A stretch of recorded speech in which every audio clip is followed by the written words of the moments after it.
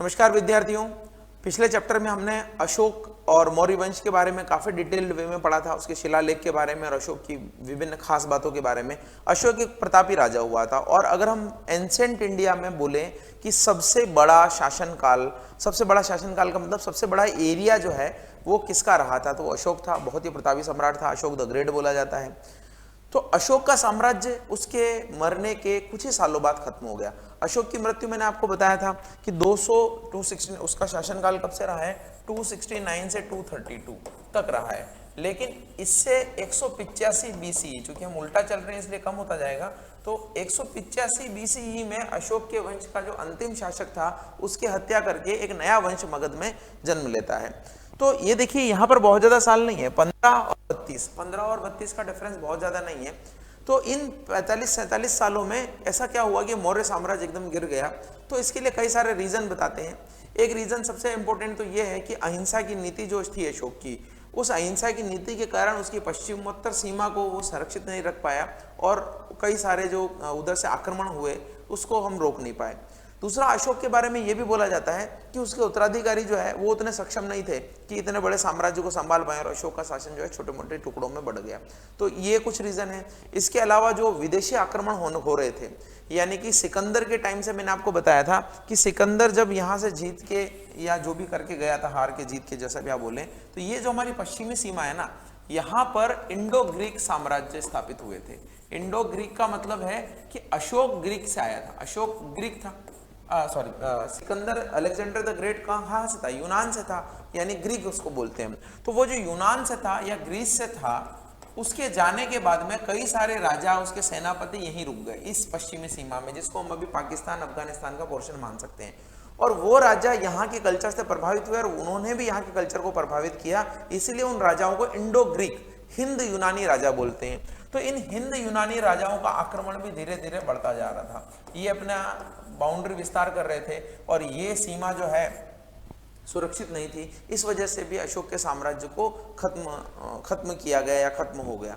तो अशोक के बाद में क्या चीजें आती है, तो देखिए अशोक के बाद में जो वंश आता है वो आता है पुष्यमित्र वंश। पुष्यमित्र वंश जो है, पुष्यमित्र शुंग का एक्चुअली वंश है, उसको शुंग वंश भी आप बोल सकते हैं। वैसे तो शुंग वंश ही बोलते हैं, लेकिन कई जगह पुष्यमित्र भी बोलते हैं। तो पुष्यमित्र शुंग एक्चुअली पहला राजा था, तो शुंग वंश सत्ता में आता है। और शुंग वंश का सत्ता काफी टाइम तक रहती है, करीब 100 सालों तक ये अराउंड शासन करते हैं। और इस 100 सालों की सत्ता में इनके बारे में बहुत ज्यादा जानकारी हमें है नहीं। एक दो रूलर ही हुए हैं, जैसे पुष्यमित्र शुंग हुए हैं, अग्निमित्र हुए हैं या भागभद्र हुए हैं। तो एक एक बातें इनके बारे में इंपॉर्टेंट है, उसको हम जान लेते हैं। और शुंगों के बाद में कण्व आते हैं और कण्वों के बाद में सातवाहन आते हैं। तो ये जो वंश है, ये जो काल है, अगर आप बोलें कि 100 बीसी से लगाकर 100 सी तक का काल जो है, इन 200 सालों के बारे में हमें इतनी जानकारी नहीं है कि उस समय क्या हुआ था। कुछ ही बातों के बारे में हमें जानकारी है, तो उनके बारे में हम जान लेते हैं कि पुष्यमित्र शुंग ने या उसके जो उत्तराधिकारी है उन्होंने क्या इंपॉर्टेंट चीजें की है। और मगध का भी अब अवसान हो जाएगा। मगध का उत्कर्ष हुआ था, हर्यक वंश के साथ में हमने पढ़ा था, सबसे पहले बिंबिसार आया था। तो धीरे धीरे अशोक के टाइम पे उसका पीक आया और बाद में पुष्यमित्र के बाद में कण्व और कण्व के बाद में सातवाहन, तो उसका डाउनफॉल आ जाएगा। तो पुष्यमित्र शुंग ने जो शुंग वंश की स्थापना की उसके बारे में थोड़ा जानते हैं। तो देखिए शुंग वंश 185 से 72 आया, करीब 100 सालों तक इन्होंने शासन किया। और जो मौर्य वंश का अंतिम शासक था वृद्धरथ, तो 185 ईस्वी में इसकी हत्या कर दी थी। तो मैंने आपको बताया कि 232 से 185 बहुत ज्यादा समय तक मौर्य वंश रहा नहीं। और इतने बड़े साम्राज्य के एक राजा की हत्या जो है पुष्यमित्र शुंग करके अपनी राजगद्दी को प्राप्त करता है और शुंग वंश की स्थापना करता है। इस पुष्यमित्र शुंग के टाइम पे बहुत सारे यूनानी आक्रमण भी होते हैं। यूनानी आक्रमण का मतलब है कि इंडो ग्रीक, तो इंडो ग्रीक राजा आक्रमण करते हैं। ये एक दो से लड़ता भी है, युद्ध भी करता है। और एक सबसे इंपॉर्टेंट राजा जो इसके समय में आया था वो था मिनांडर, जिसको मिलिंद बोला जाता है। तो मिनांडर या मिलिंद को यह हरा देता है। इस मिलिंद जो राजा है, हम हिंदी में मिलिंद बोलते हैं, वो मिनांडर बोलते हैं। इस मिनांडर राजा के द्वारा ही नागार्जुन का साथ में संवाद किया गया। नागार्जुन एक बौद्ध भिक्षु थे, तो मिनांडर ने नागार्जुन के साथ में संवाद किया और उनकी जो प्रश्न और उत्तर की जो शैली में किताब लिखी गई उसी को हम बोलते हैं मिलिंद पन्हो। क्या बोलते हैं? मिलिंद पन्हो। तो मिलिंद पन्हो का मतलब है मिलिंद के प्रश्न, और उन प्रश्नों का उत्तर किसने दिया था? नागार्जुन नाम के बौद्ध भिक्षु ने दिया था। तो ये मिनांडर को हराया था पुष्यमित्र शुंग ने। इसके साथ ही पुष्यमित्र का जो बेटा था जिसको हम बोलते हैं अग्निमित्र, तो अग्निमित्र के ऊपर ही कालिदास ने एक महान ग्रंथ की रचना की है जिसका टाइटल है मालविकनाग्निमित्रम। तो मालविका और अग्निमित्र की कहानी इसमें उन्होंने बताई है। तो ये मालविकनाग्निमित्र भी इसी शुंग वंश के शासनकाल के अंदर उसी के बारे में है। हालांकि कालिदास तो गुप्त वंश के टाइम पर थे, बाद में आई है 400-500 सीई में आई है, लेकिन इन्होंने उस समय के राजा के ऊपर ये कहानी लिखी है। तो देखिए इसके टाइम पर यमन या ग्रीक आक्रमण हुए, कालिदास ने इसकी चर्चा की है। पतंजलि के महाभाष्य में भी इसकी चर्चा है। पुष्यमित्र ने मीनांडर को पराजित किया, ये मैंने आपको बता दिया है। और एक जो सबसे इंपॉर्टेंट है, देखिए ये मालविकनाग्निमित्रम जो मैंने लिखा है ना, ये मालविका और अग्निमित्र, अग्निमित्र पुष्यमित्र का बेटा था, तो अग्निमित्र और मालविका की प्रेम कहानी जो है इसमें बताई गई है कालिदास के द्वारा। एक सबसे इंपॉर्टेंट जो है, ये कई बार पूछा गया है, ये कई बार पूछा गया प्रश्न है। एक्चुअली यहाँ पर जो शुंग वंश का एक राजा था भागभद्र जिसका नाम था, तो भागभद्र के टाइम में एक इंडो ग्रीक राजा ने अपना एक राजदूत यहाँ पर भेजा था। इंडो ग्रीक यानी वही यूनानी साम्राज्य जो सिकंदर के जाने के बाद में यूनान और भारत के मिश्रित कल्चर से बने थे। तो उसमें जो एंटियोक्लिड्स एक राजा था, उसने एक राजदूत को भारत में भेजा जो भागभद्र नाम के शुंग राजा के दरबार में आया, और उसने एक स्तंभ स्थापित किया जो भगवान वासुदेव को समर्पित है ऐसा बोला जाता है। तो ये स्तंभ कहां पर था ये पूछा जाता है, तो विदिशा बेसनगर में ये स्तंभ स्थापित किया गया था। तो देखिए यहाँ पर यही लिखा गया है। एंटियोक्लिड्स जो है इंडो ग्रीक किंग था, इसने हेलियोडोरस, हेलियोडोरस जो है ये उस एम्बेसडर का नाम है, उस राजदूत का नाम है। और इस हेलियोडोरस ने क्या किया, वासुदेव कृष्ण के सम्मान में बेसनगर, विदिशा कहां पर है, एमपी में, ध्यान रखिएगा, में गरुड़ स्तंभ की स्थापना की। तो ये गरुड़ स्तंभ के बारे में पता नहीं क्यों, लेकिन एसएससी बार बार या रेलवे बार बार क्वेश्चन पूछता है, ठीक है। और इसका अंतिम शासक कौन हुआ, देवभूति, जिसकी हत्या करके वासुदेव ने कर्ण वंश की स्थापना की। अब ये जो कर्ण वंश है ना, ये तो देखिए बहुत ज्यादा टाइम चला नहीं, 72 से करीब 30-40 सालों तक ये वंश रहा। तो इसके बारे में हमें कोई स्पेसिफिक जानकारी नहीं है, बस यही जानकारी है कि इसका राजा जो है ये पहला राजा था वासुदेव जिसने देवभूति की हत्या की थी, और देवभूति पुष्यवंश का राजा था लास्ट। तो कर्ण वंश की स्थापना हुई, और मगध तो पूरा कमजोर हो गया, सिर्फ सिमट के रह गया बिहार और यूपी के कुछ भागों में। और फिर कर्ण वंश की इसी कमजोरी का फायदा उठाकर और साउथ में मौर्य वंशों की जो कमजोरी के कारण जो आजाद हुए थे, जो हम कह सकते हैं छोटे मोटे राजा आजाद हुए थे, तो मौर्य वंश के खंडरों पर और कर्ण वंश के खंडरों पर एक नए साम्राज्य का उदय होता है जो ब्राह्मण वंश था वो भी, और उसको हम बोलते हैं सातवाहन। तो इनका कई बार नाम जो है आंध्र सातवाहन भी हो जाता है, ध्यान रखिएगा। आंध्र सातवाहन इसलिए बोलते हैं क्योंकि इनकी जो कर्म भूमि थी वो स्पेसिफिकली मगध नहीं थी। अब मगध जो है पूरा खत्म हो चुका था, मगध का अवसान हो चुका था, और सातवाहन राजाओं ने तो मगध को राजधानी बनाया ही नहीं। एक्चुअली ये तो सेंट्रल इंडिया में थे और साउथ इंडिया में थे। तो अभी हम कहेंगे कि कर्नाटक, महाराष्ट्र, मध्य प्रदेश, इस एरिया में इनका शासन रहा था, और कर्ण वंश को पराजित करके इन्होंने शासन स्थापित किया था। तो सातवाहन, तो पहले कौन आए, पहले आए मौर्य, मौर्यों के बाद में आए शुंग, शुंग के बाद में आए कण्व, और कर्ण के बाद में आए सातवाहन। तो ये कुछ राजाओं का शासन रहा है, लेकिन वो ही सिटी में शासन किया ऐसा जरूरी नहीं है। सातवाहनों ने तो जो शासन किया है वो शासन किया है थोड़ा बहुत नॉर्थ इंडिया में, मिडिल इंडिया में और साउथ इंडिया में शासन किया है। सातवाहन राजाओं के बारे में एक स्पेसिफिक बात और मैं बता देता हूँ कि कई बार एक ऐसा क्वेश्चन आता है कि शीशे के सिक्के किसके द्वारा जारी किए गए, तो ये इसका नाम आता है लेड कॉइन्स। क्या नाम आता है, लेड कॉइन्स। तो इन्होंने जारी किए थे, हालांकि ये ब्राह्मण थे, लेकिन इन्होंने एक बौद्ध चैत्य का निर्माण कराया था। एक कारले का चैत्य बहुत फेमस है, कारले का चैत्य। तो ये जो चैत्य बना गया है महाराष्ट्र में, इसका निर्माण जो है सातवाहन राजाओं के द्वारा ही करवाया गया है। इसके अलावा सातवाहन राजाओं ने जो है नागार्जुन कोंडा, ये नागार्जुन कोंडा जो साउथ में जगह है, नागार्जुन कोंडा और अमरावती में स्तूप का भी निर्माण कराया है। इन्हीं के शासनकाल में ये अमरावती का स्तूप भी इन्होंने बनाया है। तो इसके ये राजा उनका स्पेसिफिक काम मैंने आपको बताया। इसके राजा में एक तो नाम बहुत इंपॉर्टेंट है जिसके ऊपर मूवी भी बनी है, गौतमी पुत्र, गौतमी इनके माता का नाम था, माता का नाम लगाते थे, गौतमी पुत्र शातकीर्ण। ये जो है बहुत इंपॉर्टेंट राजा हैं जो इस सातवाहन वंश में हुए। इनके पुत्र थे वशिष्ठ पुत्र पुलमावी। तो वशिष्ठ पुत्र पुलवामी जो है ये भी एक बहुत इंपॉर्टेंट राजा है जो सातवाहन काल में हुए, और इनकी लड़ाई जो है रुद्रदामन, एक शक राजा थे रुद्रदामन, रुद्रदामन से भी हुई है। तो रुद्रदामन ने इनको हरा दिया था हालांकि, लेकिन इनकी लड़ाई जो रुद्रदामन से भी हुई है। तो आप ये ध्यान रखिएगा कि चांदी के सिक्के जारी करने, शीशे के सिक्के जारी करने वाला जो डायनेस्टी था वो कौन थी? सातवाहन थे। कार्ले का चैत्य इन्होंने बनाया। नागार्जुन कोंडा और अमरावती का स्तूप इनके द्वारा बनवाया गया। गौतमीपूर्ण शातकर्णी और वशिष्ठ पुत्र पुलमावी दो इंपॉर्टेंट राजा थे। ये तो अपने को ग्रेट ब्राह्मण कहता था। वशिष्ठ पुत्र पुलमावी की लड़ाई जो है रुद्रदामन नाम के एक शक राजा से हुई है। ये वही रुद्रदामन है जिसने जूनागढ़ का अभिलेख लिखवाया था, मैंने आपको बताया भी था। जूनागढ़ गिरनार अभिलेख जो संस्कृत का सबसे बड़ा अभिलेख है, जिसमें सुदर्शन झील के मरम्मत के बारे में लिखा गया है, किसने बनाया उसके बारे में लिखा गया है, वो शक राजा ही रुद्रदामन है। तो रुद्रदामन से लड़ाई में वशिष्ठ पुत्र पुलमावी जो है हार भी जाते हैं।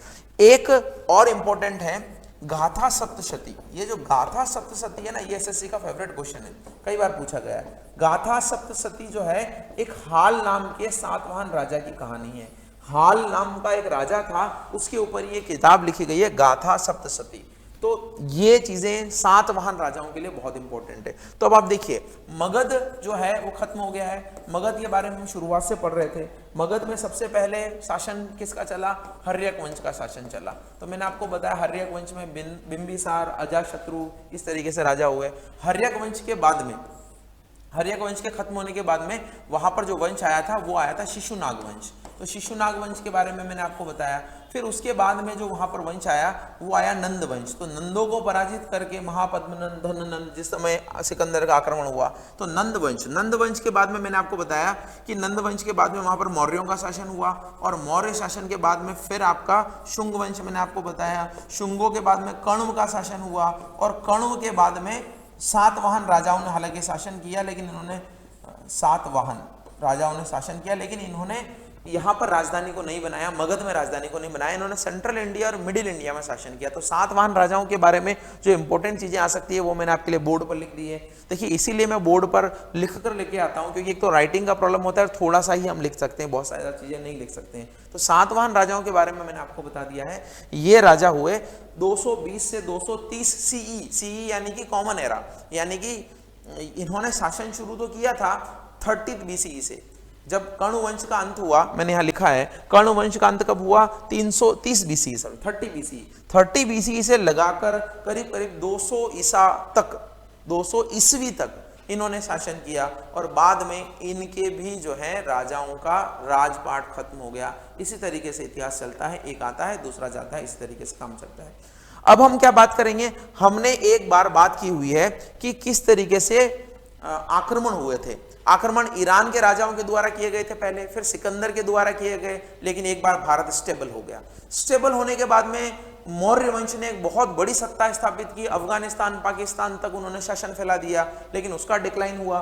उसके डिक्लाइन के बाद में धीरे धीरे आक्रमण होते रहे, हिंद यूनानियों के आक्रमण होते रहे, बाद में नए विदेशी आक्रमण हुए, क्योंकि हमारा संपर्क अशोक के टाइम में मध्य एशिया वालों से हुआ, मिडिल एशिया वालों से हुआ, और मिडिल एशिया से 3-4 जातियों के द्वारा भारत पर आक्रमण किया गया।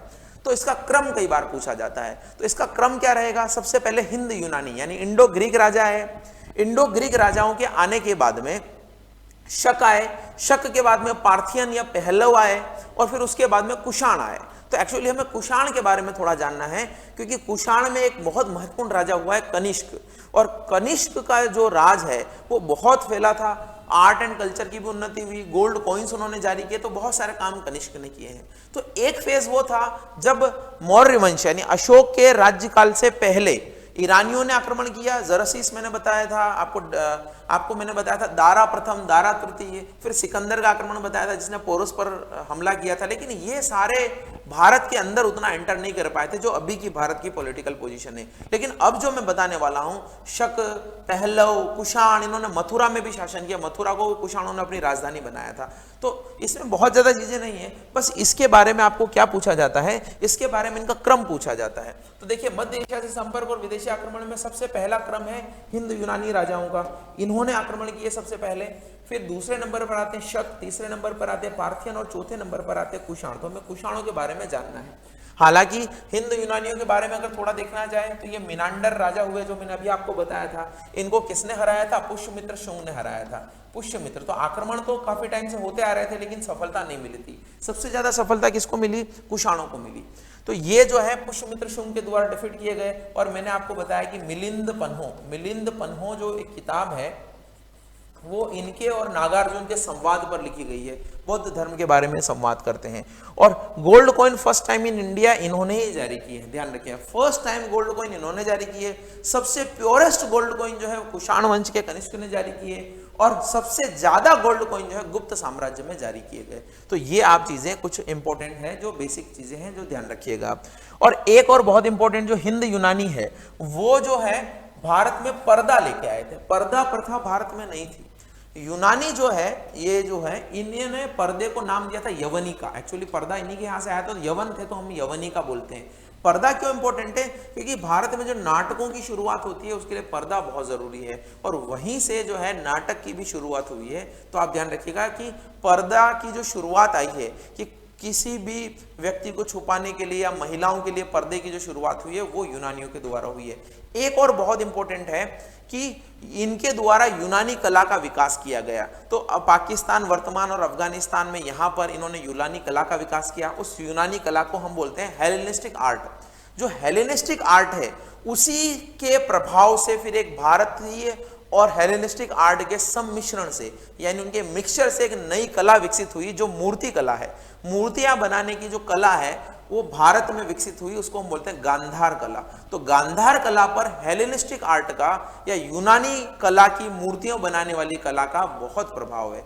तो इनसे भी हमने कई सारी चीजें सीखी। और इन हिंद यूनानी राजाओं की एक और बहुत स्पेसिफिक बातें थी कि ये अपने सिक्कों पर उस राजा का चित्र या कुछ तो देते ही थे, जो भारत में भी पहले दिया जाता था, लेकिन इन्होंने सन लिखना, ईस्वी लिखना भी चालू कर दिया। तो उससे भारतीय इतिहास के कालक्रम निर्धारण में भी हमें बहुत फायदा मिलता है। तो एक तो हाय हिंद यूनानी राजा। हिंद यूनानियों के बाद में शक आए, तो ये मध्य एशिया से आने वाली जाति थी। मध्य एशिया अभी का किर्गिस्तान, तुर्कमेनिस्तान, अफगानिस्तान, ये जो है सारे स्थान ईरान वगैरह से भी पार्थियन आए। तो ये सारा जो है मध्य एशिया है। तो शक आए। शकों में सबसे इंपॉर्टेंट राजा था रुद्रदामन, जो मैंने आपको बताया। रुद्रदामन ने गुजरात के एरिया पर शासन किया और वहां पर एक गिरदार अभिलेख या हम जूनागढ़ अभिलेख जिसको बोलते हैं वो खुदवाया। सुदर्शन झील वहां पर मौर्यों के द्वारा बनाई गई थी, उसका इन्होंने उद्धार भी करवाया, रिपेयर मेंटेनेंस करवाया। और उस संस्कृत अभिलेख से ही हमें पता लगता है उस झील के बारे में और उसके रिपेयर वर्क के बारे में। और यही वही रुद्रदामन है जिसका मैंने बताया था कि सातवाहन राजाओं से युद्ध हुए।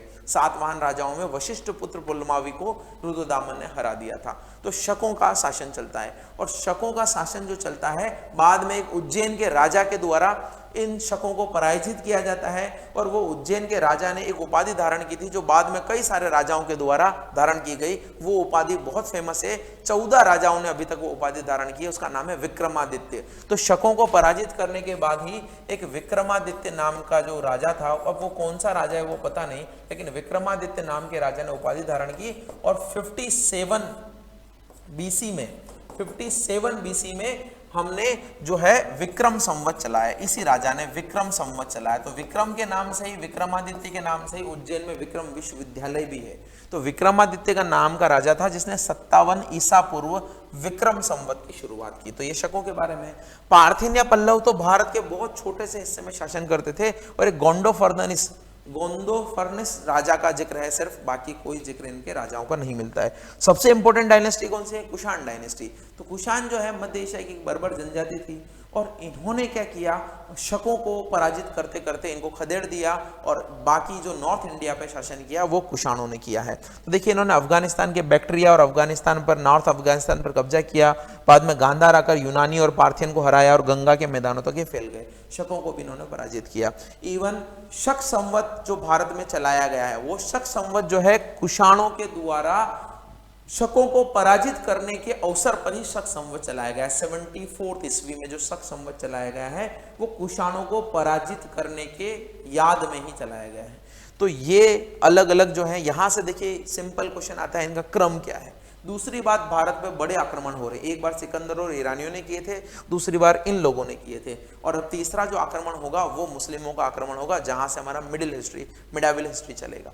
तो इसके लिए आपको अगर थोड़ा नहीं समझ में आ रहा है तो मैं पिक्चर लेके आया हूं, देखिए ये है कुषाण एम्पायर। आपको अभी अगर समझ में आ रहा है तो ये हमारा गुजरात कोस्ट है, आपको पता होगा। तो ये अभी का भारत यहाँ पर है, और भारत के अंदर पूरा घुस गए कुषाण साम्राज्य वाले। ये मथुरा में जो है यहाँ पर इनकी राजधानी थी, पेशावर और मथुरा दो इनकी राजधानियां हुआ करती थी। ये देखिए, ये क्या है, इंडो पार्थियन। तो पार्थियन वालों का शासन जो मैंने बताया, गोंदो फर्निस, तो गोंदो फर्निस वगैरह तो भारत में उस समय इतना नहीं आ पाए, पाकिस्तान वगैरह के जो अभी का ग्वादर वगैरह पोर्ट है, कराची है, यहाँ पर इन्होंने शासन किया। ये जो है शक राजा थे, जहाँ ये शासन करते थे। तो कुषाणों ने शकों को बिल्कुल साउथ में खदेड़ दिया, तो ये शासन करते थे। और इंडो ग्रीक राजा जो थे वो यहीं शासन करते थे, लेकिन इंडो ग्रीक को कुषाणों ने हरा दिया। तो सबसे बड़ा साम्राज्य किसका है? कुषाणों का। अब देखिए यहाँ पर ये आंध्र सातवाहन शासन कर रहे हैं। आंध्र सातवाहन मैंने अभी आपको बताया था। तो सातवाहन और शकों में युद्ध हुआ, रुद्रदामन ने वशिष्ठ पुत्र पुलमामी को हराया। शकों को, ये उज्जैन वाला पार्ट है, तो उज्जैन के विक्रमादित्य राजा ने हराया और विक्रम संवत की स्थापना की। तो ये छोटे छोटे राज्य हुए हैं। अब आप ये मत सोचिए कि एक राजा शासन करेगा तो दूसरा नहीं करेगा। मौर्यों वाला शासन नहीं है जहां पर एक छत्र राज था, एक छत्र राज नहीं है। कुषाण भी शासन कर रहे हैं, पार्थियन भी शासन कर रहे हैं, क्षत्रप यानी शक भी शासन कर रहे हैं, सातवाहन भी नीचे शासन कर रहे हैं। इस तरीके से शासन चल रहा है अलग अलग जगह पर। तो ये मैप आपके लिए बहुत काम का है। ये पूरा मिडिल ईस्ट है, तुर्कमेनिस्तान, अफगानिस्तान, पाकिस्तान, ये ईरान वाला पोर्शन है जहां से पार्थियन आए थे, और ये वाला जो पोर्शन है आपका किर्गिस्तान, कजाकिस्तान, ये वाला पूरा पोर्शन है। तो यहाँ से आए थे। यहाँ से कुषाणों के भारत आने का एक मेजर रीजन मैं बताता हूँ कि कुषाण जब भारत आए तो ये बाद में इसलिए भी शक और कुषाण भारत आ पाए क्योंकि यहाँ पर एक दीवार बन गई थी जिसको आप ग्रेट वॉल ऑफ चाइना बोलते हैं। तो चाइना के एक राजा हुआ करते थे, उन्होंने 220 BCE में चाइना की दीवार का निर्माण किया, और चाइना की दीवार के निर्माण से जितनी भी मध्य एशिया की जो बर्बर जातियां थी वो चाइना में नहीं जा पाई। तो इनको फिर ये अफगानिस्तान, पाकिस्तान होते हुए भारत का ही रास्ता दिखा, और इन्होंने कुषाणों ने अपनी सत्ता स्थापित की। तो देखिए, मैंने शकों के बारे में रुद्रदामन नाम के राजा का जिक्र किया, पार्थियन में गोंदो फर्नाइस का किया, और जो यूनानी राजा थे, इंडो ग्रीक थे, ये भारत की अगर बाउंड्री माने तो इंडो ग्रीक जो है यहीं पर थे, तो कुषाणों ने पराजित कर दिया। तो इसमें भी मैंने मिनांडर का जिक्र किया। ये अलग अलग एक एक राजा का नाम है जो मैंने आपको बता दिया है। अब हम कुषाणों के बारे में जानते हैं। तो कुषाणों के बारे में भी चीजें हैं। वहां पे दो राजवंश थे। एक राजवंश तो इतना जिक्र नहीं आता है उसका, उसमें कुजुल कदफिसस और विम कदफिसस नाम के राजा का जिक्र आता है, जिन्होंने शासन किया, सोने की मोहरें चलाई, महाराजा धीराज की उपाधि धारण की। लेकिन इतना नहीं है। जो मेन जिक्र है वो दूसरी डायनेस्टी का है, जिसका सबसे प्रतापी शासक हुआ कनिष्क। और कनिष्क के बारे में हम जानते हैं, कुछ कुषाण वंश के बारे में जानते हैं। तो देखिए, मैंने बताया जैसा कि इनकी दो कैपिटल थी, पेशावर, और सेकंड कैपिटल कौन सी थी? मथुरा। तो दो राजधानियां कुषाण वंश ने स्थापित की थी, पेशावर और मथुरा। और मोस्ट पावरफुल राजा कौन हुआ? कनिष्क हुआ। तो मैंने आपको बताया बुद्धिज्म का फॉलोवर था, और इसी के टाइम में, कनिष्क के टाइम में ही चतुर्थ बौद्ध संगति आयोजित की गई थी। तीसरी बौद्ध संगति मैंने आपको बताया था किसके शासनकाल में? अशोक के शासनकाल में। और एक महान प्रतापी राजा कुषाण वंश का कनिष्क हुआ। तो बौद्ध संगति इसके टाइम पर आयोजित की गई, चौथी बौद्ध संगति। तीसरा मैंने आपको बताया था गोल्ड कॉइन, सबसे अच्छी क्वालिटी के इन्होंने जारी किए। हालांकि सबसे ज्यादा गोल्ड कॉइन गुप्त साम्राज्य में जारी किए गए। सबसे पहले गोल्ड कॉइन इंडो ग्रीक ने चालू किए, तो उन्हीं को हराकर कनिष्क ने शासन किया था। सबसे बेहतर क्वालिटी के गोल्ड कॉइन इन्होंने जारी किए थे। दो फॉर्म ऑफ आर्ट जो है यहाँ पर डेवलप हुई इस पीरियड में। तो मैंने आपको बताया था, एक तो गांधार शैली। गांधार शैली किसका मिक्सचर थी? गांधार शैली थी हेलेनिस्टिक आर्ट। गांधार शैली जो है वो यूनानी कला और भारतीय कला का मिक्सचर थी। तो गांधार शैली ध्यान रखिएगा, यूनानी राजाओं के द्वारा, और उनको और अच्छी तरीके से क्लियरली बोले तो इंडो ग्रीक। इंडो ग्रीक का मतलब है कि भारतीय हिंद यूनानी राजाओं के द्वारा जो हेलेनिस्टिक आर्ट चलाई गई, और फिर भारतीय आर्ट के साथ उसका जो मिक्सचर हुआ, उसी को गांधार शैली बोलते हैं। और गांधार शैली के बाद में एक हमारी लोकल शैली भी मूर्ति निर्माण कला की शैलियां हैं। ध्यान रखिएगा, मूर्ति निर्माण किस तरीके से किया जाए, तो बौद्ध की अलग अलग मूर्तियां बनाई गई है। तो ये मथुरा शैली भी डेवलप हुई है। तो मथुरा शैली लोकल देसी शैली है, और ये गांधार शैली जो है यूनानी और भारतीय शैली का मिक्सचर है। गांधार शैली जो है हेलेनिस्टिक आर्ट और इसका मिक्सचर है। और मैंने आपको बताया शक संवत इसने चलाया 78th AD में कनिष्क ने। तो 78th AD में क्या हुआ कि कनिष्क ने शकों को पराजित किया और बिल्कुल गुजरात तट तक उनको समेट दिया। तो शक संवत इस समय चालू किया गया। और मैंने विक्रम संवत आपको बताया। विक्रम संवत तो उज्जैन के एक राजा जिसने विक्रमादित्य की उपाधि धारण की थी, उसने 57 BCE में चालू किया है। तो आप देखिए अगर आपका 2020 अभी चल रहा है तो विक्रम संवत में क्या चलेगा 2077 चल रहा होगा, क्योंकि ये 57 बीसी में स्थापित किया गया है, तो ये हमसे 57 साल आगे है। लेकिन अगर हम शक संवत की बात करें तो ये हमसे 57 साल पीछे है, क्योंकि हमारा जो सन है, ईयर है, वो 0 से 1 में चालू हो गया, लेकिन इसका 78 में पहला साल हुआ है, 78वीं ईस्वी में पहला साल हुआ है, तो ये हमसे पीछे है, ये हमसे आगे है। और ये एक ऐसा राजा था जिसने सिल्क रूट को भी कंट्रोल किया। अशोक के बाद में सबसे बड़ा राजा जिसने सिल्क रूट को कंट्रोल किया है। प्राचीन सिल्क रूट को हम रेशम मार्ग बोलते थे, जो चाइना से जितना भी रेशम निर्यात होता था उसी नाम पर इसका सिल्क रूट पड़ गया। तो एक व्यापार का रूट था जो इस साउथ एशिया या साउथ ईस्ट एशिया को आपका मिडिल एशिया और यूरोप से जोड़ता था, उसको सिल्क रूट हम बोलते थे। तो सिल्क रूट पर इसने शासन किया है। एक कनिष्क की और बहुत खासियत है कि कनिष्क के दरबार में कई सारे विद्वानों को संरक्षण मिला, उन्होंने कई सारी रचनाएं की, जिसमें सबसे इंपॉर्टेंट नाम है अश्वघोष का। तो उनके बारे में भी मैं लिख लेके आया हूँ, कुछ किताबें उन्होंने लिखी है, उनके बारे में मैं आपको बता देता हूँ। लेकिन उससे पहले एक चीज और मैं आपको बताना चाहूंगा कि मैंने अभी बात की गांधार शैली की, तो गांधार शैली, मथुरा शैली, और मैं कहूंगा तीसरी जो है एक भारतीय शैली और है अमरावती शैली। ये 3 शैलियां हैं मूर्ति निर्माण की। तो गांधार शैली तो मैंने बताया हिंद और यूनानी का मिक्सचर है। ये मथुरा शैली, कनिष्क, इन दोनों को कनिष्क का संरक्षण मिला है, ध्यान रखिएगा। इन दोनों को किसका संरक्षण मिला है? कनिष्क का। और अमरावती शैली विकसित हुई है सातवाहन राजाओं के संरक्षण से। ये सातवाहन राजा जो थे उन्होंने संरक्षण दिया है अमरावती शैली को। तो ये गांधार शैली और इस शैली में क्या फर्क है और उसमें क्या फर्क है, देखिए। इसमें जो बुद्ध की मूर्ति है, वो बुद्ध की मूर्ति उनको ओज रूप में पीछे चक्र लगा के दिखाया गया है, उनके खुले बाल हैं जो लहरा रहे हैं, इस तरीके से अलग अलग आर्ट बनाई गई है। उनकी आंखें बंद है या आधी बंद है, ऐसा लग रहा है कि उनको आत्मज्ञान की प्राप्ति हुई है, इस तरीके से उनको बताया गया है। जबकि मथुरा शैली लाल बलुए पत्थर पर बनाई गई है। एक्चुअली ये नीले पत्थर पर बनाई जाने वाली मूर्तियां हैं, लाल बलुए पत्थर पर बनाई गई। लाल बलुआ पत्थर जैसे आपका रेड सैंडस्टोन होता है, जोधपुर में पाया जाता है, उस तरीके से। तो लाल बलुए पत्थर पर बनाई गई मूर्तियां हैं जिसमें बुद्ध को मुस्कुराहट के साथ में बताया गया है और उनको पद्मासन में बैठे हुए बताया गया है, उनका हष्टपुष्ट शरीर बताया गया है। तो ये अलग अलग शैलियां हैं मूर्ति निर्माण की। ये एक आदर्शवादी है, ये यथार्थवादी है, जैसा थे वैसे बताया गया है। इसमें थोड़ा उनको एक्स्ट्रा एक्सेजरेट करके बताया गया है। और अमरावती शैली बहुत इंपॉर्टेंट है। देखिए अमरावती शैली क्या है, मैं अभी आपको पिक्चर भी लेके आया हूं। एक ही पिक्चर में कथा बताई जाएगी, तो कोई सेंट्रल पार्ट नहीं होगा। ऐसा नहीं होगा कि बुद्ध को फोकस करके उन्हीं के बारे में बताया जा रहा है। बहुत सारे व्यक्ति होंगे और एक कथा के रूप में उनको बताया जाएगा। तो जो अमरावती शैली है, उस एक ही पिक्चर में कथा कहने की कोशिश की जाएगी। इसमें बुद्ध के जीवन से रिलेटेड घटनाओं का वर्णन है, बुद्ध की जन्म पूर्व जातक कथाओं का वर्णन जो है अमरावती शैली में किया गया है। तो ये 3 शैलियां जो मूर्तिकला की हैं बहुत इंपॉर्टेंट है, ध्यान रखिएगा। इनमें से 2 को तो कनिष्क ने प्रशय दिया था, तो कनिष्क इसलिए भी बहुत इंपॉर्टेंट है। कनिष्क के साम्राज्य में देखिए सिक्के मैंने आपको बताया, देखिए गोल्ड कॉइन की प्योरिटी है, इस तरीके से गोल्ड कॉइन कनिष्क ने जारी किए हैं। और कनिष्क का ये देखिए, इसके बहुत बड़े बड़े जूते दिखाए गए हैं, बड़ा लंबा इसने कोट इस तरीके से पहना हुआ है। और एक मूर्ति मथुरा के म्यूजियम में रखी गई है जिसमें कनिष्क का धड़ नहीं है ना, धड़ है, सिर नहीं है। यहां से नीचे नीचे ही वो मूर्ति है कोट पहने हुए कनिष्क की। तो कनिष्क के टाइम पे सबसे प्योर क्वालिटी के गोल्ड कॉइन्स जारी किए गए थे, ये आप ध्यान रखिएगा। और इसके दरबार में जो विद्वान लोग थे, मैंने बताया कई सारे विद्वान लोग थे। तो अश्वघोष के बारे में मैंने बताया, बुद्ध चरित्र, ये तो बुद्ध के जीवन की बायोग्राफी आप कह सकते हैं। बुद्ध के जीवन के बारे में बहुत सारी घटनाओं का इसमें वर्णन किया गया है। ये सौंदर नंद जो है, बुद्ध के भाई नंदराज जो थे, उनके नंद वर्मन के बारे में जिक्र है। तो ये सुंदर नंद, सुंदर वर्मन, इसका सुंदर नंद, इसका अर्थ क्या है? सुंदर नंद, उसके भाई के बारे में जिक्र है, बुद्ध के भाई के बारे में। और सूत्रालंकार, इनकी 3 किताबें ये प्रसिद्ध है। नागार्जुन के बारे में मैंने बताया, नागार्जुन वो साधु थे जिसने एक इंडो ग्रीक राजा मिनांडर के साथ में संवाद किया था, और मिनांडर को हम बोलते हैं मिलिंद। तो मिलिंद और नागार्जुन का जो संवाद है, उसके लिए जो बुक लिखी गई, टेक्स्ट लिखा गया है प्रश्न उत्तर शैली में, उसको हम बोलते हैं मिलिंद पन्हो। तो ये वही नागार्जुन है जिन्होंने माध्यमिक सूत्र की रचना की।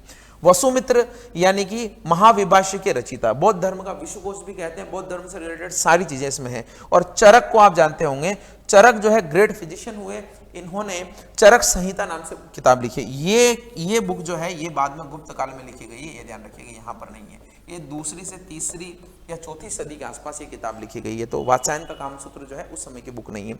तो चरक संहिता चरक के द्वारा लिखी गई। तो ये विद्वानों को कनिष्क के टाइम उसके दरबार में संरक्षण मिला है। तो इस तरीके से देखें, ट्रेड के हिसाब से देखें, गोल्ड कॉइन के हिसाब से देखें, आर्ट एंड कल्चर के हिसाब से देखें, तो कनिष्क का शासन बहुत इंपॉर्टेंट है। और बौद्ध संगति भी, एक चौथी बौद्ध संगति जो है उसके टाइम में अनाउंस हुई थी। एक पिक्चर और मैं आपके लिए लेके आया हूं, देखिए ये जो पिक्चर है ये आपको बहुत अच्छी तरीके से बता देगी।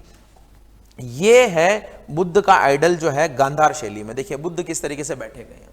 इनमें इनका शरीर नहीं बताया गया, कपड़े पूरे पर बताए गए और पीछे जो है इनकी आंखें बंद है इस तरीके से, और ये तेज के रूप में इनके उधर चक्र बताया गया है। लेकिन यहाँ पर इनके बाल लहराए हुए हैं, यहाँ पर इनकी जटाएं बंधी हुई हैं, इस तरीके से हैं। फिर ये पद्मासन में बैठे हुए देखिए आप, और इनके शरीर के अंगों को ज्यादा बताने का प्रयास किया गया है। तो ये आदर्शवादी शैली है, मथुरा शैली है, लाल बलुए पत्थर पर बनाए गए बुद्ध हैं, और ये जो है थोड़ा इस तरीके से बनाए गए हैं। एक और मैंने बताया था अमरावती, जिसको सातवाहन राजाओं ने संरक्षण दिया। तो देखिए इसमें आपको पता ही नहीं लग रहा होगा, ये जिक्र है एक ही शैली में कई सारे पिक्चर को लेकर एक कहानी कहने का। तो ये अमरावती शैली जो है जिसमें कोई सेंट्रल पार्ट नहीं रहता है। तो ये थोड़ा थोड़ा मैंने आपको बताने की कोशिश की आर्ट एंड कल्चर के बारे में। और चूंकि कनिष्क बौद्ध धर्म का बड़ा संरक्षक था, और मैंने आपको सातवाहनों का भी बताया कि कार्ले के चैत्य उन्होंने बनाए। तो कई बार आपके दिमाग में जिक्र आता है कि चैत्य क्या होते हैं, विहार क्या होते हैं, स्तूप क्या होते हैं। तो एक एक पिक्चर में उनका भी लेके आया हूँ। वैसे मैं आपको पहले बता दूं कि चैत्य जो होते हैं वो बौद्ध धर्म में पूजा स्थल के रूप में काम करते हैं। जैसे मंदिर गिरजाघर होते हैं, उसी तरीके से बुद्धों का जो पूजा स्थल होता है उसको हम चैत्य बोलते हैं। विहार बौद्ध भिक्षुओं को रहने के लिए बड़े बड़े जो जगह बनाई गई थी उनको विहार बोला जाता है। तो अलग अलग गुफाओं को काटकर या अलग अलग जगह उनके रहने की जो व्यवस्था की गई है उसी को विहार बोला जाता है। और बात आती है चैत्य, बात आती है आपके स्तूपों की। तो स्तूप क्या है, किसी भी बौद्ध भिक्षु या स्पेसिफिकली हम कहें भगवान बुद्ध के शरीर के अंगों के ऊपर बनाई गई अर्धवृत्ताकार समाधि को हम बोलते हैं स्तूप। यानी कि अंदर जो रहेगा उसमें वो किसी बौद्ध भिक्षु की या फिर महात्मा बुद्ध के शरीर के अंगों के ऊपर एक समाधि बनाई जाएगी, उसी को हम बोलते हैं स्तूप। तो अलग अलग जगह से स्तूप है। सांची सारनाथ के स्तूप बहुत फेमस है। तो देखिए मैं आपके लिए एक एक पिक्चर लेके आया हूँ इस तरीके से। ये आपको हालांकि उतना नजर नहीं आ रहा होगा, लेकिन ये जो है ये चट्टानों को काट कर देखिए इनको रहने के लिए अलग अलग कमरे टाइप बनाए गए हैं। तो इनको हम बोलते थे विहार। और कई बार तो विहार के आसपास ही जो है चैत्य होते थे, या विहार के अंदर ही चैत्य होते थे। एक सेंट्रल हॉल बना देते थे, वो सेंट्रल हॉल में अलग अलग जगह से रास्ते बनाए जाते थे और चैत्य जो है वहां पर पूजा की जाती थी। विहार ये है, विहार में क्या किया जाता था, विहार में बौद्ध भिक्षु भिक्षुणियां रहते थे, चैत्यों में पूजा की जाती थी। तो इस तरीके से चैत्य, ये फेमस कार्ले का चैत्य जो मैंने आपको बताया था, जो महाराष्ट्र में स्थित है, कार्ले का चैत्य। वैसे ये एचडी में पिक्चर नहीं मिला मुझे, अदरवाइज जो है आप देखिए इसकी कलाकारी, इतने सारे खंबे बनाए गए हैं। यहाँ पर जो है मेन मूर्ति रहती थी जिसकी पूजा लोग करते थे, और ये खंबों से इधर निकल के रास्ते बनाए गए हैं। तो यहाँ से दिखेगा नहीं कि यहाँ पर रास्ते हैं। और कलाकारी देखिए आप ऊपर से। तो भारतीय इतिहास में हमारे यहाँ पे वास्तुकला अपने चरम उत्कर्ष पर थी। हालांकि बाद में जाकर सिर्फ मुगलों के द्वारा बनाई गई वास्तुकला का ही जिक्र ज्यादा आता है, लेकिन प्राचीन काल में जो मंदिर और ये चैत्य विहार बनाए गए वो बहुत ही सुंदर तरीके से बनाए गए हैं। ये आप देखिए, ये एक स्तूप है। तो ये स्तूप है, इसमें देखिए 3-4 चीजें मैं आपको बताता हूँ अगर आपको नहीं दिख रहा है तो। ये जो है मेन स्तूप रहता था, जिसके नीचे अंदर किसी भी बौद्ध भिक्षु या फिर हम कहें भगवान गौतम बुद्ध के अंगों को रखा जाता था, उसके ऊपर समाधि बनाई जाती थी। और इस समाधि को, ये अंडाकार होता था इसलिए इसको अंडा बोलते हैं यहाँ पर, है ना, ये मैंने लिखा है। और ये जो इसके ऊपर इस तरीके से बनाया जाता था छतरी टाइप, इसको हर्मिका बोला जाता है, हर्मिका। और ये स्पेसिफिक जो पताका टाइप होती थी इसी को हम छतरी बोलते हैं, छतरी। तो ये है ऊपर वाला हिस्सा। और यहां पर देखेंगे आप, यहां पर ये जो स्तूप है इसके चारों ओर परिक्रमा लगाने के लिए ये प्रदक्षिणा पथ बनाया जाता था। प्रदक्षिणा पथ इसको बोला जाता था, प्रदक्षिणा पथ। यहाँ पर अगर नहीं दिख रहा है तो मैं सही से लिख रहा हूँ। तो जैसे आप मंदिरों में घूमते हैं चारों तरफ, आप उसी तरीके से इस स्तूप के चारों तरफ भी घूम सकते हैं, यानी कि आप फेरी टाइप लगा सकते हैं। प्रदक्षिणा पथ इसको बोलते हैं। और ये जो चीज यहाँ पर ये रास्ता जो बनाया जाता था इसको मेधी बोला जाता था। क्या बोला जाता था? मेधी। तो प्रदक्षिणा पथ और ये मेधी जो है यहाँ पर परिक्रमा लगाने के लिए है। और इस यहाँ पर एंटर करने के लिए इसके दरवाजे बनाए जाते थे। तो ये दरवाजे जो है बड़े सजीले होते थे, इनको हम तोरण द्वार बोलते हैं, तोरण बोला जाता था। तो ये इधर द्वार है, इधर द्वार है, इधर द्वार है, इधर द्वार है, चारों तरफ से द्वार बनाए जाते थे। जैसे ही हम द्वार में एंटर करते थे तो यहाँ से सीढ़ियां बनाई जाती थी ताकि हम प्रदक्षिणा पथ में आ पाए। तो जैसे हमने यहाँ द्वार में एंटर किया तो यहाँ से सीढ़ियां बनाई जाती थी ताकि हम इस प्रदक्षिणा पथ में आकर परिक्रमा कर पाए। तो ये तोरण द्वार कहलाते थे। ये मेधी, प्रदक्षिणा पथ, हर्मिका, छतरी, ये सारे जो है इनकी विशेषताएं हैं। और ये जो है वेदिका लिखा गया है यहाँ पर। ये वेदिका क्या होता था कि इस स्तूप को चारों तरफ से सिक्योर रखने के लिए लकड़ी या पत्थर की अलग अलग बाउंड्री चारों तरफ बना दी जाती थी। और इसी बाउंड्री पर तोरण द्वार रहता था जहां से आप अंदर जाके परिक्रमा करने के लिए चीजें कर सकते थे। तो ये स्तूप यहाँ देखिए, यहाँ पर मैंने लिखा है सारनाथ, सांची, नागार्जुन कोंडा, अमरावती। यहाँ के स्तूप बहुत फेमस है। आपको भी कभी मौका मिले तो जाइए, सेम एज इट इज आपको पिक्चर मिलेगा। तो मैंने आपको स्तूप, चैत्य विहार के बारे में बता दिया है। इतनी सारी चीजें हमने डिस्कस की हैं। अब आप देखिए, हमें जो पढ़ना है स्पेसिफिकली वो ये है कि इस समय साउथ में क्या चल रहा था। जब हमने पढ़ा कि महाजनपद काल चल रहा था, मौर्य आए, नॉर्थ में आक्रमण हो रहा है, साउथ में इतना कल्चर शुरुआत में डेवलप नहीं हुआ। मैंने आपको बताया था कि अशोक के तीसरे शिलालेख में वर्णन है कि साउथ में चेर, चोल और पांड्यों का शासन था। तो वो चेर, चोल जो पांड्यों का शासन था, उनका शासन करीब करीब 200 से 600 ईसी के बीच रहा है। तो आप जो चेर, चोल और पांड्य का जिक्र करते हैं, उससे भी पहले वहां पर महापाषाण कालिक संस्कृति का विकास हुआ है। और यह महापाषाण कालिक संस्कृति इसलिए बोला जाता है क्योंकि यहाँ पर जो लोगों को दफनाया जाता था उसके चारों तरफ बड़े बड़े शिलाओं के झुंड लगा दिए जाते थे और उनकी अंतिम यात्रा में उनके सहायक चीजों को भी वहां पर रख दिया जाता था। ऐसा माना जाता था कि मरने के बाद में भी लोगों को इसकी जरूरत पड़ेगी। तो वो महापाषाणी काल हुआ। उसके बाद में चेर, चोल और पांड्य राजाओं का शासन आया, जिसके टाइम पर ही संगम काल आया। संगम काल का मतलब तमिल लिटरेचर लिखा गया। तो उसके बारे में हम थोड़ा जानते हैं। तो दोस्तों, इन सारी चीजों के बाद में हम थोड़ा साउथ इंडिया के बारे में भी जानते हैं। साउथ इंडिया के बारे में एक दो चीजें हैं जहां से हमारे एक आध प्रश्न आ सकते हैं। हमने नॉर्थ इंडिया को पढ़ा और नॉर्थ इंडिया में बहुत आगे तक आ गए हमने कांस्य युग पढ़ा, हमने बाद में हमने चालकोलिथिक एज भी पढ़ा, हमने उसके बाद में वैदिक काल को पढ़ा, हमने महाजनपद काल को पढ़ा।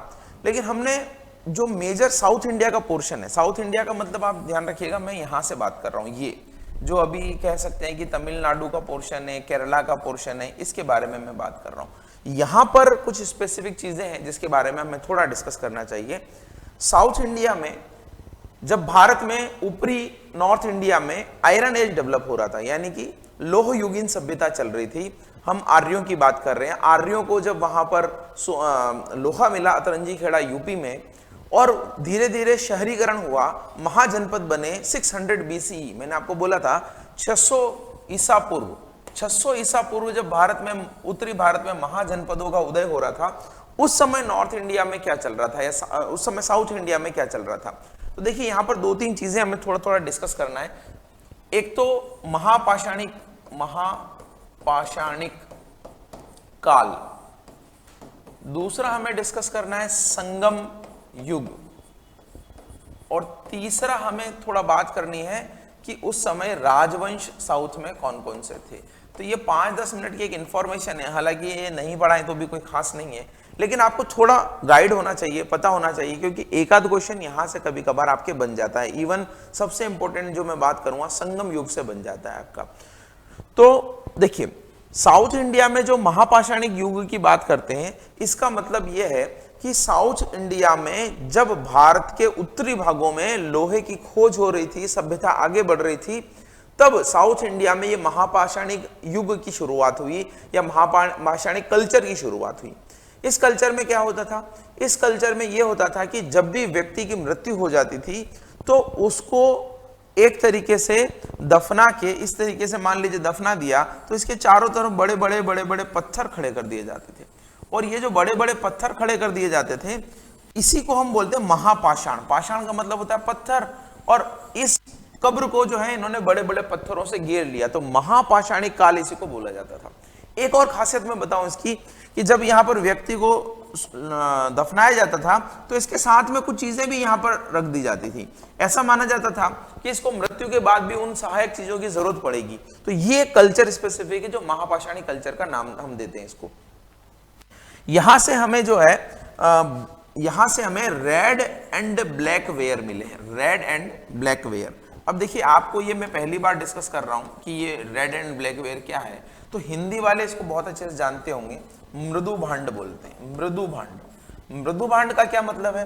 कोई भी आर्टिकल जो उस समय के लोगों के द्वारा यूज किया जाता था, जो एक तरीके का पात्र होता था, मटका, पात्र, बर्तन, इन सबको मृदु भांड बोलते हैं। और ये मृदु भांड मिट्टी के बने होते हैं, उनका या तो रेड कलर के होते हैं या ब्लैक कलर के होते हैं या ग्रे कलर के होते हैं। तो जैसे हड़प्पा संस्कृति में रेड एंड ब्लैक वेयर जो थे वो पेंटेड थे। क्या थे? पेंटेड, यानी रेड और ब्लैक तो थे ही, काले बर्तन और रेड बर्तन तो होते थे लेकिन वो पेंटेड होते थे। लेकिन साउथ इंडिया में रेड एंड ब्लैक मृदु भांड पाए गए हैं जो कि पेंटेड नहीं थे। ऐसे ही अगर आप बाद में जो ऋग्वैदिक काल की बात करें तो ऋग्वैदिक काल में गेरुए रंग के या ओक्रे ग्रे वेयर पाए गए हैं, यानी गेरिक मृदु भांड पाए गए हैं। और अगर बाद में आप और ज्यादा आगे आ जाएं, महाजनपद काल में आ जाएं, तो वहां पर केवल पॉलिश्ड ब्लैक वेयर पाए गए, पॉलिश्ड ब्लैक वेयर पाए गए। ये अगर मैं आपको थोड़ा मैं बता दूं, देखिए हड़प्पा सभ्यता में हमें red and black painted ware, red and black painted ware, इससे हमें क्या पता लगता है कि ये जहां जहां पर भी पाया जाएगा तो सिमिलर कल्चर हम मानेंगे। तो जब खुदाई होती है तो खुदाई में चीजें निकलती है, तो स्तर बाय स्तर खुदाई होती है। एक सभ्यता थी जो सबसे ऊपर थी, उसकी खुदाई की, उसके नीचे कुछ दूसरे अवशेष मिले तो हमें पता लगेगा कि इस जगह पर दो सभ्यताएं रही हुई है। तो रेड एंड ब्लैक वेयर थे। और साउथ की अगर बात करें, यानी दक्षिण की अगर बात करें, तो वहां पर भी हमें रेड एंड ब्लैक वेयर मिले हैं, लेकिन वो जो है पॉलिश्ड नहीं है। तो इस वेयर का मतलब होता है मृदु भांड, यानी पुराने इस तरीके के, मान लीजिए ऐसे कोई बर्तन है, या हो सकता है कि आप जो है इस तरीके के बर्तन, मटके टाइप बर्तन की बात कर रहे हैं, तो इनका अलग अलग कलर के बारे में बात कर रहे हैं। फिर अगर हम बात करें वैदिक काल की, तो वैदिक काल में तो हमें मिले हैं, वैदिक काल में हमें मिले हैं ओक्रे ग्रे वेयर। तो इसको हम बोलते हैं गैरिक मृदु भांड। क्या बोलेंगे? गैरिक मृदु भांड, इस तरीके से है। फिर अगर आप महाजनपद काल की बात करें तो महाजनपद काल, इस काल में हमें मिले हैं polished black ware, polished black ware. तो इसको हिंदी में भी आप ऐसे लिखेंगे कि पॉलिश्ड काले मृदु भांड, पॉलिश्ड काले मृदु भांड। तो ये थोड़ी डेप्थ वाली चीजें हैं, बहुत ज्यादा खास नहीं है, बस मैंने आपको एक जानकारी के लिए बताया। तो साउथ इंडिया से हमें कौन से मिले हैं? Red and black ware. तो जो कब्र जो बनाई जाती थी, जिस व्यक्ति की डेथ होती थी उसकी, उसमें ये इस तरीके के बर्तन रखे जाते थे, तो वहां पर रेड एंड ब्लैक वेयर हमें मिले हैं। तो ये महापाषाणिक काल की कुछ खास बातें हैं। जब महापाषाणिक काल धीरे धीरे खत्म होता है तो वहां पर भी कुछ राजवंशों का उदय होता है, और उसी दौरान तमिल में संगम साहित्य लिखा गया। तो संगम साहित्य क्या है? तमिल में बहुत सारे पोएट्स होते थे, उनकी एक सभा होती थी, वो इकट्ठे होते थे और ग्रंथों का संकलन करते थे। कवि कविताएं, व्याख्यानात्मक, आख्यानात्मक ग्रंथ लिखते थे, यानी वो चीजों को कंपाइल करते थे। तो ऐसे 3 संगम साहित्य हुए, उनमें कुछ रचनाएं हुई, उनके बारे में हम बात करते हैं। तो कुछ चीजें मैं लिख के लेकर आया हूं, ये आपको आई होप की समझ में आएगा। ये हालांकि इंग्लिश में है, मैं थोड़ा हिंदी कर देता हूं उसकी। देखिए सबसे पहले तो साउथ इंडिया में जो मैं कल्चर की बात कर रहा हूं, वो कल्चर जो है 1000 से करीब 200 BC की हम बात कर रहे हैं। जो महापाषाणिक कल्चर है, महापाषाणिक युग है, वो 1000 से 200 BC की हम बात कर रहे हैं। यहाँ से कौन से हमें मृदु भांड मिले हैं? तो काले व लाल मृदु भांड मिले, काले व लाल मृदु भांड मिले। तो ये कल्चर है। इसमें क्या होता था, देखिए यहाँ पर मैंने लिखा है many items of daily uses in graveyard. तो जो ग्रेवयार्ड यानी जो कब्रें होती थी, उन कब्रों में डेली यूज के कई सारे आइटम्स रखे जाते थे। दूसरा, धान एंड रागी मेजर क्रॉप्स थी। धान और रागी जो है मुख्य फसलें थी जिनको वहां पर उगाया जाता था उस समय, ये हमें पता लगता है। फिर मेजर किंगडम कौन से डेवलप हुए? बाद में धीरे धीरे राजवंश डेवलप हुए, वो मेगालिथिक एज के बाद में, यानी कि ये मेगालिथिक, देखिए लिथिक का मतलब पत्थर होता है, मेगा का मतलब बड़े पत्थर, तो महापाषाणिक काल के बाद में जो राजवंश डेवलप हुए वहां पर वो 3 राजवंश हैं, चेर, चोल और पांड्य।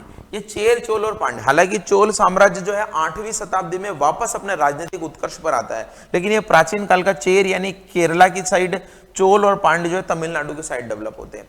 और इसी का जिक्र जो है हमें अशोक के शिलालेख से भी मिलता है। मैंने आपको बताया था कि अशोक के शिलालेख में भी चोल, पांड्य और केरल पुत्रों का जिक्र मिलता है, तो केरल पुत्र वो ये चेरी हैं। तो उसी समय की ये बातें हैं कि ईसा पूर्व जो है 2री या 3री शताब्दी के बाद जब महायुग महापाषाणिक काल खत्म हुआ तो इनकी जो है स्थापना हुई। और इनका जो एक बंदरगाह है बहुत बड़ा, यूपीएससी में एक बार क्वेश्चन आया था, उस बंदरगाह का नाम है अरिकमेडु। कौन सा बंदरगाह है? अरिकमेडु बंदरगाह। तो ये अरिकमेडु बंदरगाह अभी वर्तमान में पौंडीचेरी का बंदरगाह हम बोल सकते हैं। तो उस समय के हमें मेगालिथिक एज के यहाँ से प्रमाण मिले हैं, यानी कि मेगालिथिक एज खत्म होने के बाद में जो ये राजवंश थे ये रोमन साम्राज्य से व्यापार करते थे। तो यहाँ पर देखिए, यहाँ लिखा भी होगा मैंने, proof of export of things to Roman empire found. तो यहाँ से हमें पौंडीचेरी यानी अरिकमेडु प्राचीन बंदरगाह था, प्राचीन पोर्ट था, वहां से भी हमें इसके प्रमाण मिलते हैं। Sangam literature was compiled somewhere between 600 to 300 BCE।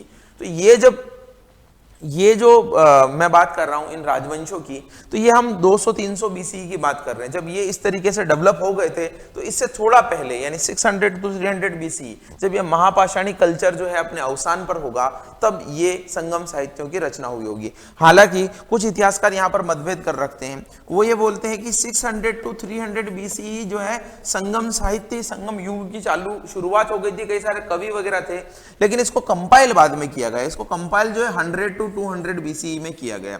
तो ये आप ये मान सकते हैं कि ईसा पूर्व 100 या ईसा के बाद में 200वीं सदी के आसपास जो है संगम साहित्य को कंपाइल किया गया था। लेकिन ये डेट हमारे लिए उतनी इंपॉर्टेंट नहीं है जितना कि इसमें क्या लिखा गया वो इंपॉर्टेंट है। तो ये जो संगम साहित्य है ये इतिहास, वहां के साउथ के इतिहास के बारे में हमें कई सारी जानकारी प्रोवाइड करता है। पहले तो ये देख लीजिए, महापाषाणिक कल्चर जो है मैं बात कर रहा था, इस तरीके से कब्र बनाई रखी है। यहाँ पे देखिए एक दो बर्तन वगैरह रखे गए हैं और इस तरीके से कब्रें होती थी, और आप चारों तरफ देख रहे हैं पत्थर की शुरुआत है, पत्थर लगा रखे हैं। तो ये महापाषाणिक कल्चर जो है वहां पर डेवलप हुआ था। और संगम साहित्य के बारे में 3-4 ग्रंथों के नाम में लिख के लेके आया हूं, तो कभी कभी यार आपको ये पूछ लिया जाता है। सबसे पहले तो आप ध्यान रखिएगा कि साउथ में ये संगम साहित्य जो है साउथ के इतिहास से रिलेटेड है, और इससे हमें दक्षिण भारतीय इतिहास, सुदूर दक्षिण भारतीय इतिहास के बारे में जानकारी मिलती है। इस तरीके की 3 काउंसिल्स हुई थी, और इसको हम बोल सकते हैं संगम साहित्य को शॉर्ट में कि तमिल पोएट्स का एक तरीके से गैदरिंग हुआ करती थी। तमिल पोएट एक साथ बहुत सारे लोग आते थे, वहां पर गैदरिंग करते थे और लिटरेचर का काम करते थे। तो यही है, it's a group of council of Tamil poets, यानी कि काउंसिल या सभा होती थी तमिल पोएट्स की। Tamil literature is related to Chera, Chola और पांड्य, इन तीनों राजवंशों से रिलेटेड है। और देखिए 3 हुए हैं ऐसे संगम, ऐसी सभाएं 3 बार हुई हैं। एक हुई है अगस्त ऋषि, तोलकपियर और नक्कीरार, ये थोड़े नाम इस तरीके से हैं। ये है अध्यक्ष, ये क्या है? अध्यक्ष, इनकी अध्यक्षता में हुई है।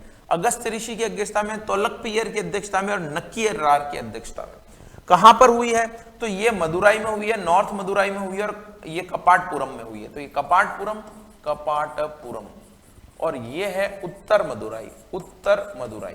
तो ये 3 सभाएं हुई है। हालांकि ये एक तरीके से हम बहुत ऊंचे लेवल पे अभी जा रहे हैं, कोई इसका खास नहीं है आपका, लेकिन आपके इस तरीके से क्वेश्चन आते हैं यहाँ से, ये इंपॉर्टेंट है। तो ये तीनों पांड्य रूलर के संरक्षण में हुई है।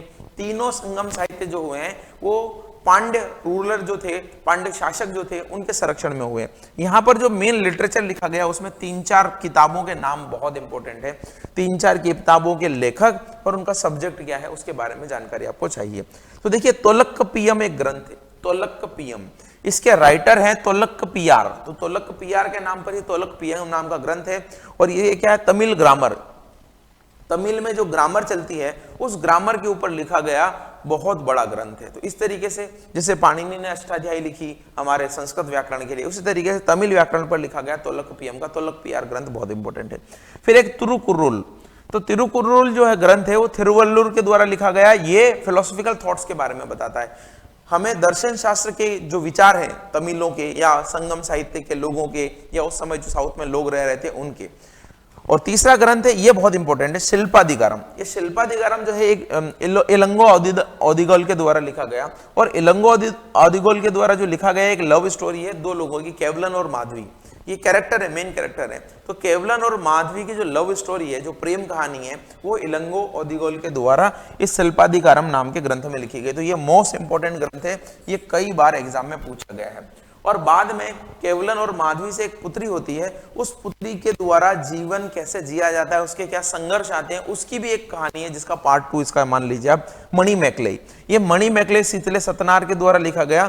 तो struggle of the daughter of Kovalan और माधवी, यहां पर मैंने एरो बना दिया था, इन दोनों की डॉटर का जो संघर्ष है लाइफ को जीने का, वो हमें इसके ग्रंथ में मिलता है, मणि मैकले में। तो ये 4 ग्रंथ बहुत इंपॉर्टेंट है। देखिए मैं आपको सीधा स्किप भी कर सकता था इसको, क्योंकि ये टिपिकल नाम वगैरह है, लेकिन मैंने इसलिए बताया कि आपको ये पूछा जाएगा कि प्राचीन कालीन राजवंश कौन से हैं साउथ के, तो चेर चोल पांड्य है। प्राचीन कालीन राजवंशों के समय वहां पर तमिल पोएट्स की सभाओं को क्या कहा जाता था, संगम साहित्य कहा जाता था।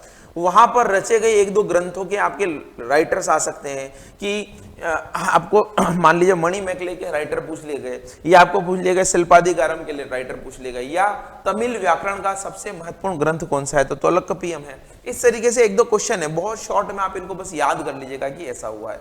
और महापाषाणी कल्चर तो मैंने आपको बता दिया है कि बड़ी बड़ी जो पत्थरों के बीच में कब्र बनाई जाती थी, उसको महापाषाणी कल्चर बोलते थे। उसके बाद ये संगम साहित्य की रचना हुई, चेर चोल पांड्य जो है वो अस्तित्व में आए। और वहां पर भी देखिए मैं एक मैप आपको बता रहा हूं, ये हम इस साउथ की बात करिए, चोला, चेरा और पांड्या, इस तरीके से इनका जो है संगम पीरियड के दौरान साउथ इंडिया में ये राजवंश वहां पर रहे हैं। तो चोल राजवंश तो हालांकि बाद में भी आएगा, करीब 8वीं सदी में वापस से आएगा और कई सारे जो हैं चोल शासक आएंगे, लेकिन अभी ये चोल साम्राज्य जो है उस समय के लिए बहुत ही कम प्रभाव वाला रहा था।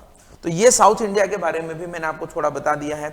अब हमारा एंशिएंट हिस्ट्री में जो सबसे मेजर 2 टॉपिक बचे हैं जिसको हमें पढ़ना है, वो है गुप्त साम्राज्य के बारे में और गुप्तोत्तर साम्राज्य के बारे में। गुप्त के बाद में कौन से साम्राज्य हुए, क्योंकि सबसे इंपॉर्टेंट तो गुप्त ही है। अशोक के बाद में अगर कोई बड़ा साम्राज्य बना है तो वो गुप्त साम्राज्य बना है। और गुप्तोत्तर साम्राज्य में केवल एक ही व्यक्ति का जिक्र आता है, हर्षवर्धन का, जो पुष्यभूति वंश का शासक था। तो उसके बारे में हम पढ़ेंगे। इससे हमारा एंशिएंट इंडिया कंप्लीट हो जाएगा, और जैसे ही एंशिएंट इंडिया कंप्लीट होगा तो फिर हम मिडाइवल में जाएंगे, यानी मध्यकालीन भारत में जाएंगे। तो वो थोड़ा आपको इंटरेस्टिंग भी लगेगा, क्योंकि बहुत सारे राजा महाराजा कहानियां, लड़ाई बहुत है। और फिर हम जाएंगे आधुनिक भारत में। तो मैंने ट्राई किया है आपको कि थोड़ा डेप्थ में लेके जाया जाए या एग्जाम सेंट्रिक बताया जाए। अगर कोई टॉपिक टिपिकल भी है, हम ऑफलाइन में इसका जिक्र नहीं करते थे, लेकिन ऑनलाइन में चूंकि रिकॉर्ड कर रहे हैं तो कुछ अच्छा रिकॉर्ड कर दिया जाए। तो अगर कोई चीज इंपॉर्टेंट है तो वो बता दी जानी चाहिए, ताकि उसमें जो छोटे छोटे नोट्स आप बनाए तो उसमें एटलीस्ट नाम याद रख लें कि मणि मैकले के रचिता कौन है। और एक ऐसा भी हो सकता है कि तमिल व्याकरण की किताब कौन कौन सी है, तोलक्कपियम है या कौन सी है। तो इस तरीके से क्वेश्चन आपके बन सकते हैं। तो मिलते हैं नेक्स्ट वीडियो में। Thank you so much.